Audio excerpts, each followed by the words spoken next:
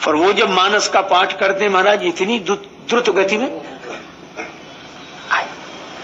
मंगल मंगल हरिद्रो मंगल मंगल हरिद्रो, लेकिन ऐसी द्रुत गति से पाठ करने वाले भी जब वृद्ध वृद्ध व्यंग आए तब कैसे कहेंगे? वृद्ध वृद्ध हो ही नहीं सकता, वृद्ध वृद्ध व्यंग, बूढ़े आते थे। अच्छा, ये एक बड़ी विचित्र बात है। एक सज्जन कह रहे थे कि आजकल भी वृद्ध वृद्ध आते हैं। एक गांव में वृद्ध ही वृद्ध इकट्ठे हुए, क्योंकि गांव में जो किसी काम का नहीं उसे कथा में भेज देते हैं। तुम कुछ कर नहीं सकते, कथा भी नहीं सुन सकते, मतलब किसी काम के नहीं तो कथा में जाओ। एक गांव में बूढ़े ही बूढ़े इकट्ठे, बच्चा कोई नहीं। तो महात्मा ने कहा कि तुम्हारे गांव में बालक नहीं है, नवयुवक नहीं है? बोले उनको हम आने नहीं देते। हम कहते तुम काम करो, हम तो जा रहे कथा में। अच्छा, तो बालकों को क्यों नहीं लाते? बोले उन पे असर बड़ी जल्दी होता है, बातें आपकी सुनकर बच्चे बैरागी बन जाते, इसीलिए छोटे बच्चों को नहीं सत्संग में लाते। महात्मा बोले तो तुम ही कृपा काहे को करते हो? बोले बच्चे तो मन के कच्चे हैं, नहीं समझ सच पाते, और हम पर कोई असर नहीं होगा, पक्के बनकर आते हैं।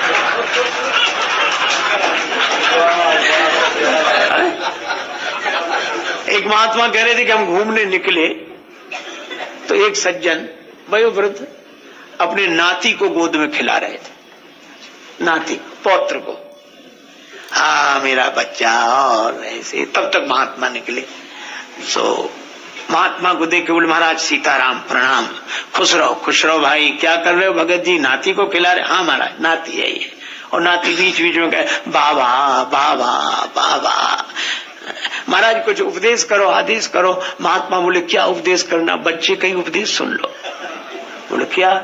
कहे शुद्ध तोतली बोली पर कुछ तो मन में शर्माओ, नाती कान लगे बाबा, अब तो बाबा हो जाओ। तुम्हारे नाती कह रहे हैं बाबा बाबा, हो जाओ बाबा। वो आदमी भी कम चतुर नहीं था, बोला महाराज हम तो रोज बाबा होने की सोचते हैं। नाती बोलता है और लगता है आज बाबा हो ही जाए, फिर क्यों नहीं होते? बोले क्या बताएं? ये नाती आता है तो कहता है बाबा बाबा, थोड़ी देर में बेटी का बेटा आ जाता है गोद में खेलने के लिए, वो कहता ना ना ना ना,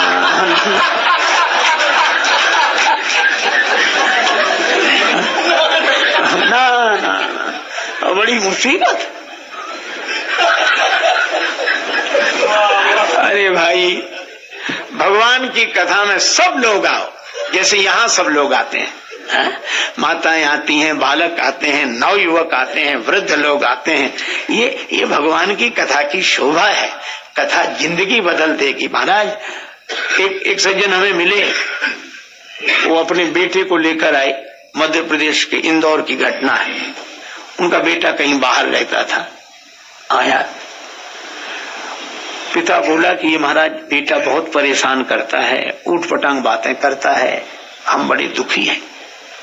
तो हमने उससे पूछा, तो सभ्य था, प्रणाम किया बेटा। तो हमने कहा क्या बात है? अरे बोले ये समय बर्बाद करते हैं भारत के लोग। हम कैसे समय बर्बाद? बोले 3-3 घंटे कथा में बैठे रहते। अब वो लोग कथा में क्या कर रहे हैं? कीर्तन में बैठे रहते, सत्संग में बैठे रहते। और उतनी देर अगर ये कोई काम करे, कुछ निर्माण करे, कुछ चीज बनाए, तो कितनी उन्नति होगी देश की। ये देश को पतन की ओर ले जा रहे हैं। ये कोई काम नहीं करते, बस कथा में बैठ गए, ताली बजाने लगे, कीर्तन करने लगे, वही नहीं। तो उसका एक साथ में था, वो बोला बात बिल्कुल सही कह रहे, भले ही अटपटी लगे लेकिन बात सही है। और उसका पिता बोला महाराज ये ऐसी बातें करते हैं। हमने कहा अच्छा रुको। हमने उस बेटे से कहा, हमने कहा बेटा एक बात बताओ, तुम तो बोले हम तो काम करते हैं। बिल्कुल। हमने बड़ा अच्छा। हमने कहा तुम सोते हो कि नहीं? बोले हाँ सोते हैं, 5-6 घंटे सोते हैं। ठीक। हमने कहा हमें एक बात बताओ, सोने में तुम क्या करते हो? सोने में क्या करते हो? सोने में तो कुछ नहीं करते, सोते हैं। हमको बेकार सोते हो, इतना समय बर्बाद करते हो, ये 6-6 घंटे पड़े रहते हो। इतनी देर में कितना निर्माण हो सकता है, कितनी देश की उन्नति होगी। नींद छोड़ो, बनाया करो कुछ ना कुछ। सो बोले ये तो नहीं हो सकता, नींद तो जरूरी है। हमका क्यों? बोले नींद से ऊर्जा मिलती है हमें काम करने की। हमने कहा तुम्हें नींद से ऊर्जा मिलती है, इन्हें कथा से ऊर्जा मिलती है, सत्संग से ऊर्जा मिलती है, भजन से ऊर्जा मिलती है। जिंदगी बदल जाती है, फालतू नहीं है। और मैं आपसे सही कह रहा हूं, कोई अच्छा कुछ भी कहे कोई, पर सत्संग जैसा उत्तम कोई साधन नहीं।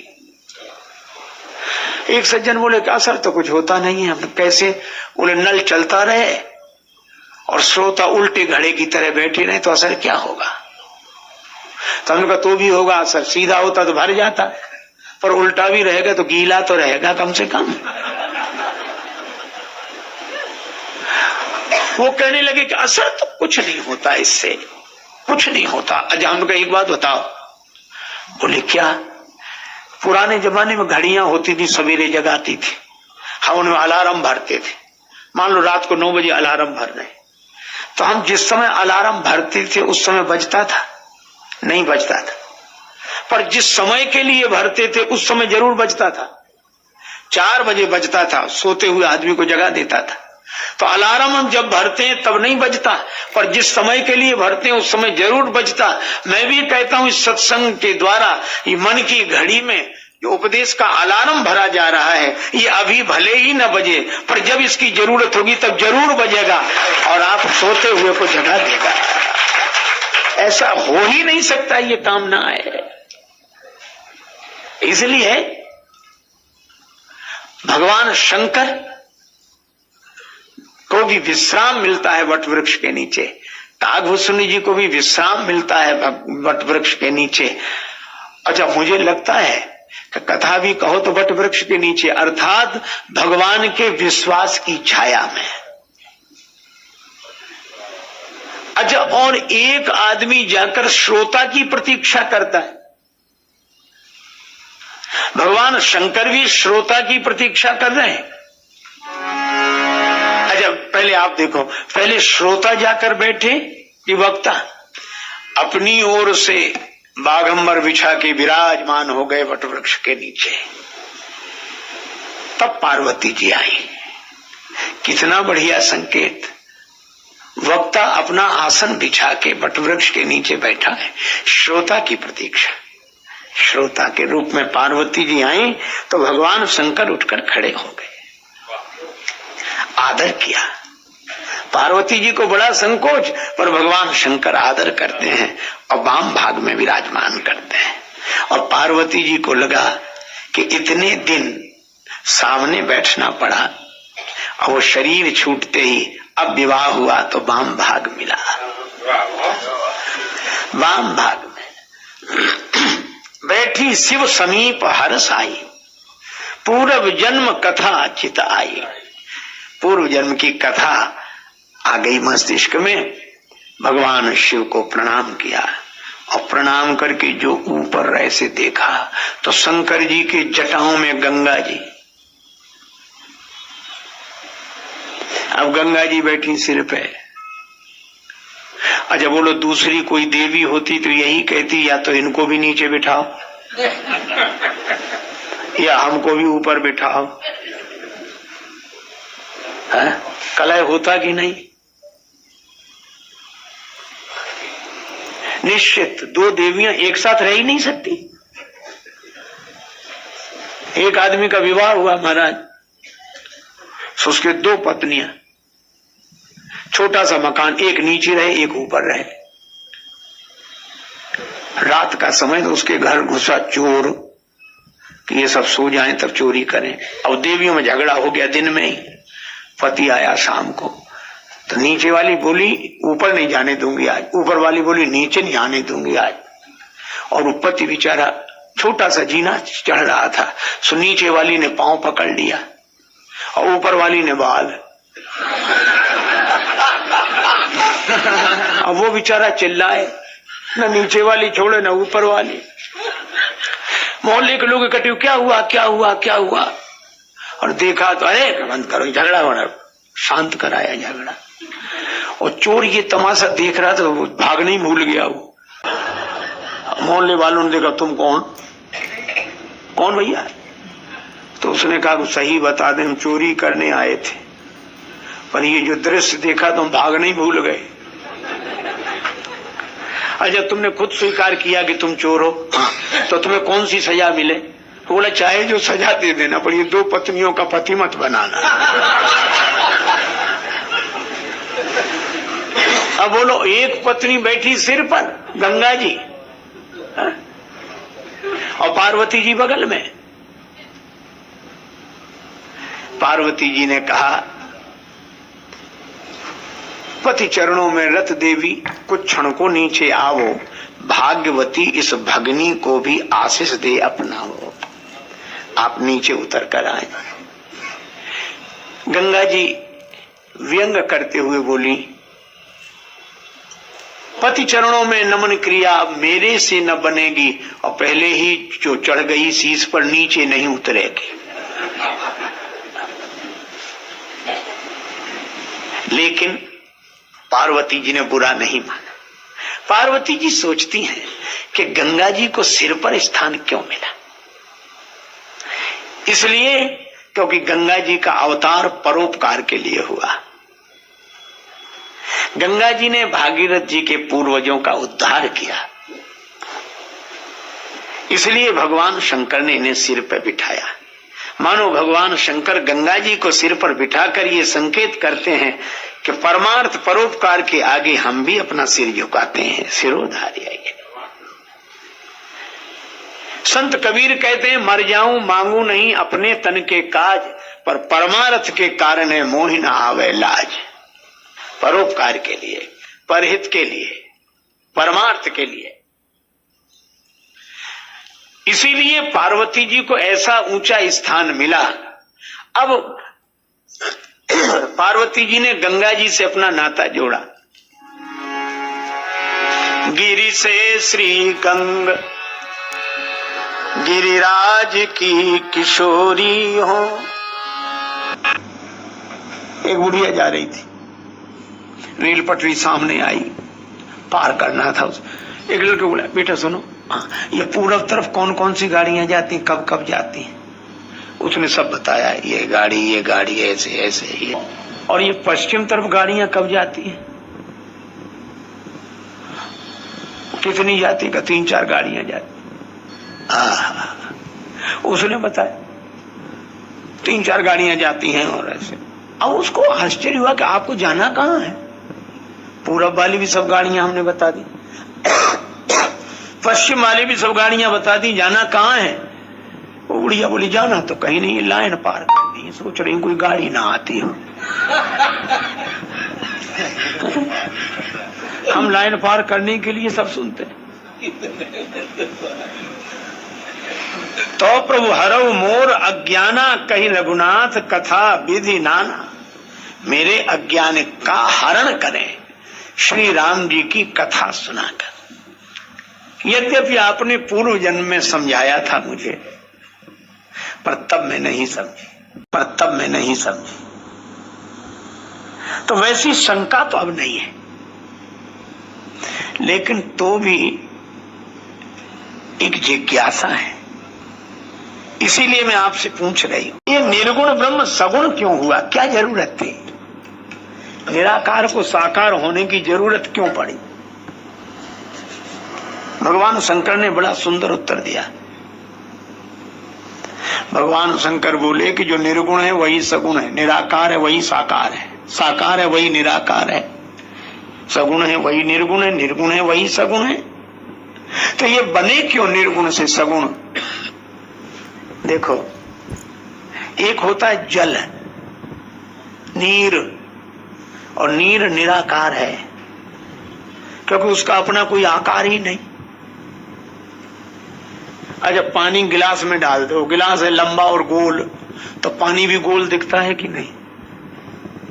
पर पानी गोल नहीं है, वो गिलासाकार है।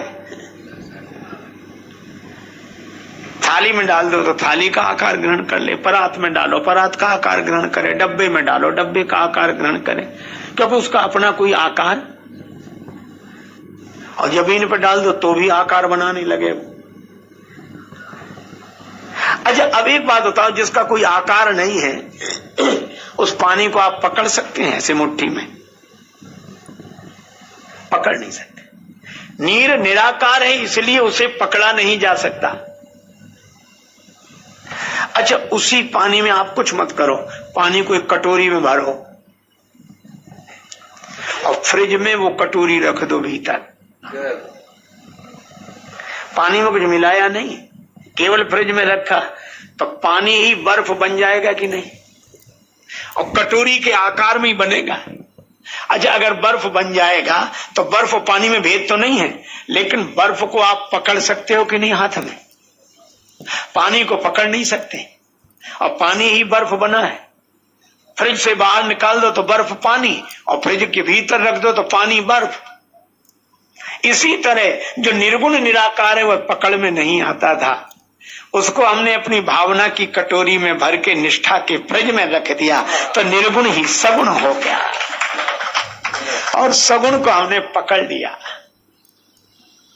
निराकार को नहीं पकड़ा जा सकता, साकार को पकड़ा जा सकता है। जो गुण रहित सगुण सोई कैसे, जल हिम उपल बिलग नहीं तैसे।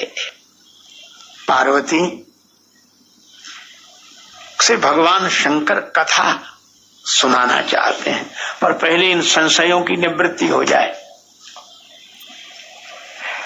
एक बात मुझे अच्छी नहीं लगी, तुमने जो कहा कि राम जी यही हैं कि वो दूसरे हैं।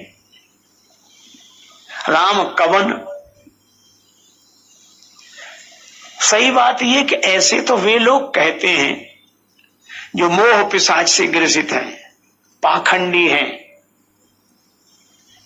अब कितना करारा प्रहार श्री तुलसीदास जी ने शंकर जी के द्वारा कराया। काई सुनई असाधम नर गिरसे जे मोह पिशाच, पाखंडी हरिपद विमुख जानहि झूठ न साच। जिनके सूझ लाभ नहीं हानि, बातुल भूत विवश मतवारे, ते नहीं बोले बचन विचारे। ऐसा खंडन कराया, और मुझे लगता है इतने अपशब्दों का व्यवहार यही हुआ होगा मानस में। अच्छा, तो महाराज आप शंकर जी कहते हैं वही है, दूसरा नहीं। जय में गा वही वेद बुध जाहि धरई मुनि ध्यान। मित्रों, जय श्री राम, नमस्कार। आप सब हमारे इस हास्य कथा के कार्यक्रम को बहुत ही मजेदार पूर्वक और बड़े ध्यान पूर्वक सुना आपने। पूरा हमारा कार्यक्रम आपको कैसा लगा? तो इस कार्यक्रम में हमारे आप चैनल के जो भी आ रहे हैं प्रसंग, इसमें आपको हास्य कथाएं भी बहुत ही मार्मिक ढंग से मिल रही हैं। तो आप हमारे चैनल पर लगे रहें और सुनते रहें बराबर, तो आपको ऐसी ऐसी रहस्यमयी कथाएं मिलेंगी जिससे आपकी जो हंसी भूल चुके हैं आप, वो सारी चीज़ें यहाँ उपलब्ध होती रहेंगी। क्योंकि आज के इस भौतिक समय में हर व्यक्ति परेशान है और यही लगा हुआ है, हाय धन, और उसका मन मस्तिष्क चित्त सभी बिल्कुल सीरियस बना हुआ है, जिससे कि शरीर में अनेकों प्रकार की बीमारियां उत्पन्न हो रही हैं। इसका कारण बस मूल यही है कि हम संसार में परेशान हैं, हर भौतिकता की चीज हमें चाहिए। तो भौतिकता के लिए हम जब सन्मार्ग और सत्कर्म करते रहेंगे तो निश्चित है हमें टिकाऊ चीज़ें, हमारा जीवन अस्थाई बनेगा। तो अस्थाई बनने के लिए हमको ही यत्न करना पड़ेगा। ईश्वर या भगवान वो सब नहीं ऐसा कर पाएंगे कि आपको सब देते रहें, आपके मुंह में खिला भी दें, क्योंकि बनाना खाना हमको ही पड़ रहा है। तो किताबी ज्ञान लेना है, पढ़ना है, अनुभव करना है, परीक्षाएं देना है, तब पास होकर के कहीं जाके हम सर्विस पाते हैं, नौकरी पाते हैं, और तभी हमारा जीवन एक कल्याण मार्ग की तरफ चलता है। किंतु हम वहां पहुंचने के बाद हमें धर्म नहीं भूल जाना चाहिए, परोपकार की भावनाएं छल। तो साथियों, जब तक हम परोपकार, धर्म इन सब मार्गों पे नहीं चलेंगे तब तक हमारा कल्याण का मार्ग नहीं प्रशस्त होता है। तो हमें ये चाहिए कि हम अपने जीवन यापन को करते हुए और दूसरे की भलाई में भी हमारा समर्पण भाव हमारे पास होना चाहिए। हम जिस कार्य में लगे हुए हैं उस कार्य को करते हुए किसी को कष्ट न पहुँचे और हम सेवा भाव में लगे हैं तो हमारा निश्चित है आगे बढ़ंत ही होती जाती है हर व्यक्ति की, क्योंकि ये धर्मशास्त्रों ने जो बताया है नियम वही बिल्कुल चल रहा है। हमें आपको अपनी तरफ से कुछ भी कहीं भी कोई भी गलती न होने पावे यह विचार भाव में हमेशा रहना चाहिए और अपनी बुरी आदतों को हमें छोड़ते हुए सत्कर्म के मार्ग पर चलना चाहिए। साथियों, तो आपको ये हमारा कार्यक्रम कैसा लगा आप लोग हमें कमेंट के माध्यम से जरूर बताएं और यदि हमारे चैनल पर नए हो तो आप हमारे चैनल को लाइक सब्सक्राइब शेयर कर लें, जिससे कि आपको बहुत ही महत्वपूर्ण जीवन की रहस्यमयी बातें मिलती रहें और जो भी त्रुटियां होंगी क्षमा करेंगे दोस्त। धन्यवाद।